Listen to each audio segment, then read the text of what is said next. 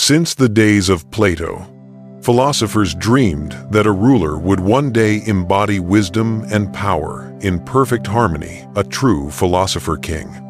That dream seemed to take shape on April 26, 121 AD, with the birth of Marcus Annius Verus.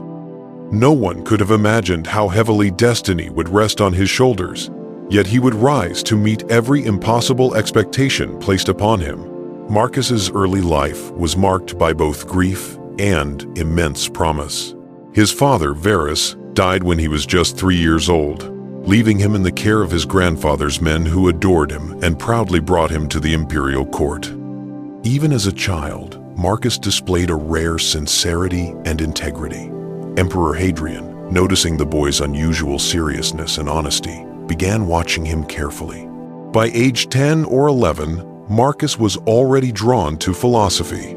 He changed his clothing to simple, rough garments, embraced a life of discipline, and even slept on the floor to toughen his body and sharpen his mind. Later, Marcus would write about the values he aspired to embody, traits he called epithets for the self.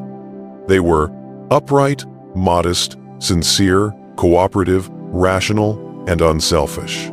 Hadrian, who never had a biological son and was searching for a worthy successor, must have sensed these qualities in Marcus early on. Whether during meals at court or while the two hunted wild boar together, Hadrian surely noticed Marcus's mix of courage and gentleness, restraint and resolve. Perhaps he saw a greatness Marcus himself had not yet discovered, because by the time the boy turned 17, Hadrian had already laid out an extraordinary plan.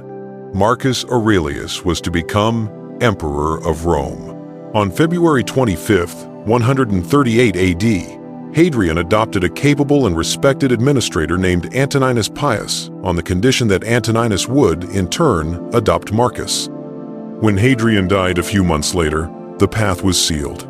Marcus Aurelius was now being prepared for one of the rarest positions on earth, Caesar of Rome, a role only 15 men had held before him. But unlike most heirs to the throne, Marcus did not chase power.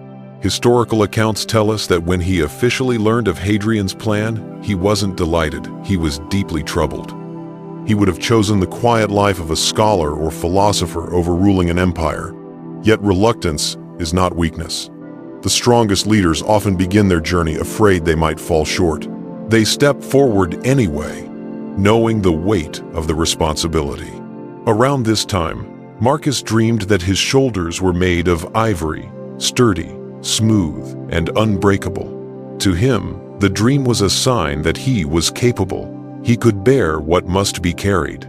But political destiny wasn't the only challenge he faced. Letters from the period show that Marcus struggled with persistent health issues. At 26, he became a father, a life-changing event for any young man, but fate struck him brutally. He and his wife, Faustina, would have 13 children. Only 5 would survive. His reign, from 161 to 180, would be overshadowed by catastrophe after catastrophe. The Antonine Plague, a devastating pandemic believed to have come from the east, ravaged the empire for over 15 years, taking at least 5 million lives. Nearly 2 decades of war at Rome's borders followed. But hardship does not break a Stoic, it reveals him. Marcus believed war and disease could destroy bodies, but only we can destroy our character. How we respond in crisis, he taught, is the true test of a human being. That is where good or evil is found.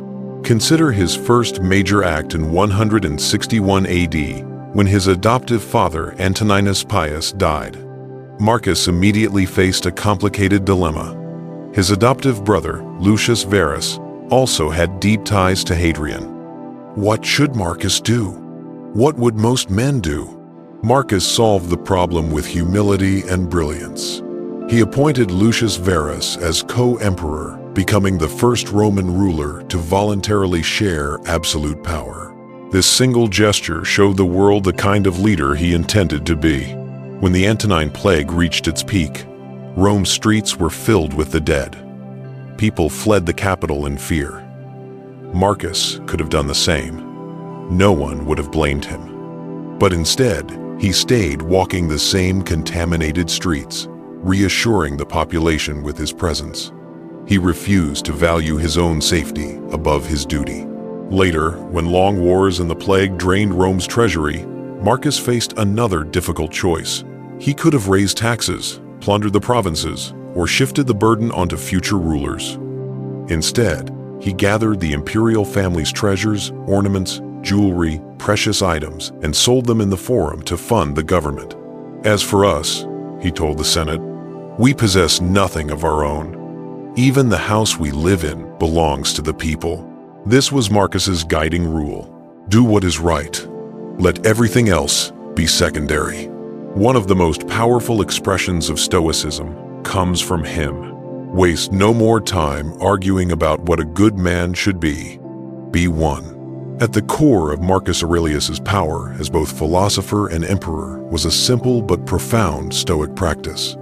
It likely came from Seneca's and Epictetus's teachings, the morning and evening review. Reflect daily. Examine your thoughts. Write down reminders. Keep philosophy close. Epictetus urged his students, keep these thoughts ready at hand. Write them. Repeat them. Speak them aloud. Marcus lived this advice. Nearly everything we know about his inner world comes from the private notes he scribbled to himself for years, reflections now known as meditations. Written around 167 AD, the original title translates to himself.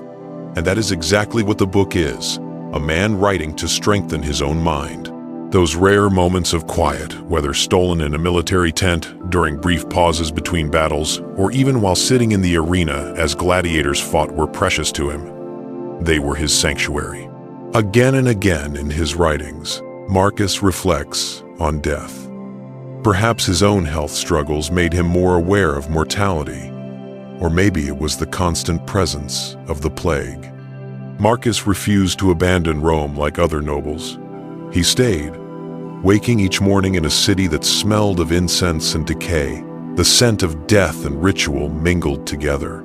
Think of yourself as already dead, he wrote. You have lived your life. Now take what remains and live it properly. And elsewhere, you could leave life right now.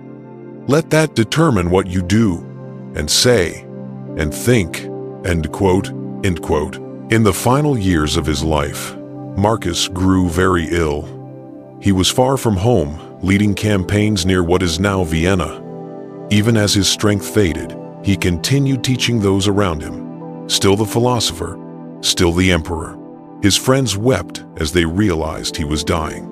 Marcus, ever calm, asked, "Why do you cry for me? Think instead of the plague and of death, which comes for us all." Then, with the dignity of a man who had rehearsed this farewell many times through his writings, he said quietly, "If you grant me leave now, I go in peace. Farewell." He lived only a day or two more.